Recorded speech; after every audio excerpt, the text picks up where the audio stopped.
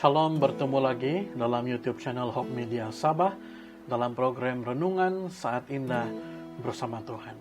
Sekali lagi Anda bersama-sama dengan saya, Pastor Elin Motibi, Pastor Daerah Kependetahan Lotong, untuk renungan pada malam ataupun pada hari ini dengan tajuk Lilin. Mari kita semua tunduk kepala, kita bersatu di dalam doa. Bapa yang di surga, terima kasih kesempatan yang Tuhan berikan kepada kami untuk merenungkan akan firman Tuhan pada hari ini. Dimanapun kami berada ya Tuhan, berkati kami, urapi kami, agar firman ini menjadi pedoman dalam kehidupan kami. Terima kasih ya Tuhan, dalam nama Yesus kami berdoa. Amin. Nah, saudara yang dikasih dalam Tuhan, saya yakin kita semua pasti tahu dan kenal apa itu lilin. Semua kita pernah menggunakannya, semua kita pernah memegangnya, ataupun pernah mungkin memilikinya. Nah, kita pasti tahu apa fungsi dari lilin tersebut. Walaupun sebenarnya banyak juga fungsi-fungsi yang lain dari lilin. Tetapi kenapa orang menciptakan lilin adalah untuk menjadi sebuah benda penerang. Orang ataupun orang-orang menghasilkan lilin dengan tujuan untuk menjadi sebuah benda penerang. Nah, pada hari ini, pada saat ini, kita akan merenungkan beberapa pelajaran rohani yang kita boleh pelajari daripada sebatang lilin tersebut. Yang pertama, kalau kita melihat fungsi utama daripada lilin, ianya adalah untuk dinyalakan. Lilin itu hanya akan dapat terlihat fungsinya ketika dia dinyalakan. Walaupun kita bilang lilin ini adalah benda penerang, namun kalau kita tidak menyalakannya, ianya sama juga sia-sia. Karena tetap keadaan bilik yang gelap, walaupun kita membawa lilin, kalau tidak menyala, dia tetap menjadi gelap. Itu sebabnya untuk terlihat fungsinya sebagai benda penerang, maka lilin ini harus kita nyalakan, supaya dia dapat memberikan terang dan bersinar untuk menerangi sebuah ruangan yang gelap. Nah, begitu juga dengan kehidupan kita sebagai umat Tuhan. Sebagai umat Tuhan, fungsi kita adalah untuk menjadi saksi bagi Tuhan kepada orang lain. Tapi bagaimana untuk menjadi saksi bagi Tuhan? Bagaimana untuk melihat fungsi daripada hidup kita sebagai umat Tuhan kalau kita tidak pergi keluar untuk menyaksikan ataupun untuk memberikan kesaksian tentang Tuhan kepada orang lain. Sama seperti lilin harus dinyalakan untuk menerangi sebuah bangunan ataupun bilik yang gelap, kita juga harus bersinar untuk menjadi penerang kasih Tuhan kepada orang-orang lain di luar sana. Dalam arti kata lain, hidup kita itu harus memancarkan sinar kasih Tuhan kepada orang lain supaya boleh terlihat fungsinya kita sebagai umat Tuhan. Yang kedua, fungsi ataupun lilin tersebut, pelajaran daripada lilin tersebut adalah cahaya daripada sebatang lilin, kita harus akui tidak akan lebih terang berbanding cahaya daripada 100 batang lilin. Kalau kita nyalakan, kalau kita mengambil dua bilik yang gelap yang memiliki size yang sama, ketika kita menyalakan sebatang lilin di bilik yang satu dan juga 100 batang lilin di bilik yang kedua, manakah bilik yang akan lebih terang? Sudah pasti bilik yang memiliki 100 batang lilin tersebut. Maksudnya adalah kehidupan kita sebagai umat Tuhan ini adalah kehidupan yang memiliki fungsi yang sama, menjadi sinar terang kasih Tuhan kepada masyarakat, orang-orang di sekitar kita. Bagaimana pekerjaan Tuhan ini boleh selesai kalau hanya seorang yang bekerja?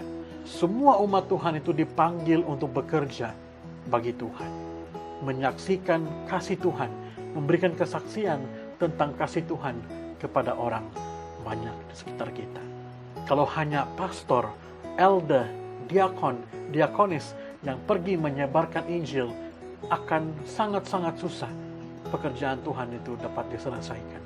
Tetapi ketika semua anggota gereja pergi keluar bersama-sama, menyampaikan Injil tentang kasih Tuhan dan juga kebaikan Tuhan dan kebenaran Tuhan kepada orang lain, pekerjaan akan lebih mudah untuk kita laksanakan.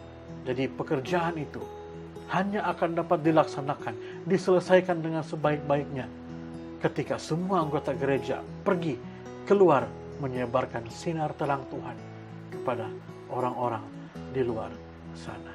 Dan pelajaran yang ketiga, kalau kita melihat di kedai, ada bermacam-macam jenis lilin. Ada yang panjang, ada yang pendek, ada yang kecil, ada yang besar. Ada yang warnanya hitam, ada yang warnanya merah, ada yang warnanya kuning emas, dan bermacam-macam lagi. Walaupun bermacam-macam jenis lilin yang ada di kedai, tapi semua itu disebut sebagai lilin. Dan tujuannya adalah untuk memberikan sinar terang. Saudara yang dikasihi dalam Tuhan, di dalam gereja kita ada bermacam-macam jenis umur. Ada yang sudah berusia, ada yang masih muda, ada yang masih remaja, ada yang masih belia, ada yang masih kanak-kanak. Ada yang memiliki talenta seperti bernyanyi, ada yang talentanya adalah untuk berkhotbah, ada yang talentanya adalah untuk menjadi seorang yang bekerja dari belakang. Tapi semua ini adalah umat Tuhan. Jadi kita harus pergi untuk memberikan sinar terang kita, terang kasih Tuhan dalam diri kita. Pastikan sinar terang Tuhan itu menyala dalam kehidupan kita, supaya menjadi penerang kesaksian bagi orang-orang di luar sana. Dan satu lagi, lilin dimanapun keadaan, dia akan tetap menyala. Tapi ada satu keadaan di mana lilin akan berhenti menyala. Sama ada dia akan habis, ataupun ketika dia masih sedikit ataupun masih banyak, dia akan hilang cahayanya. Dalam arti kata lain, kita bila-bila masa akan mengembuskan nafas kita yang terakhir. Mungkin ketika kita sudah tua, ataupun pada saat kita masih muda, kita sudah mengembuskan nafas yang terakhir.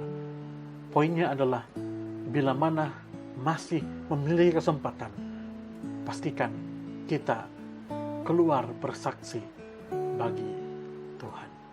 Inilah panggilan untuk kita, untuk keluar menjadi sinar terang bagi Tuhan. Di dalam Matius 5 ayat 14 sampai ayat yang ke-16. Kamu adalah cahaya dunia ini. Kota di atas bukit tidak mungkin tersembunyi.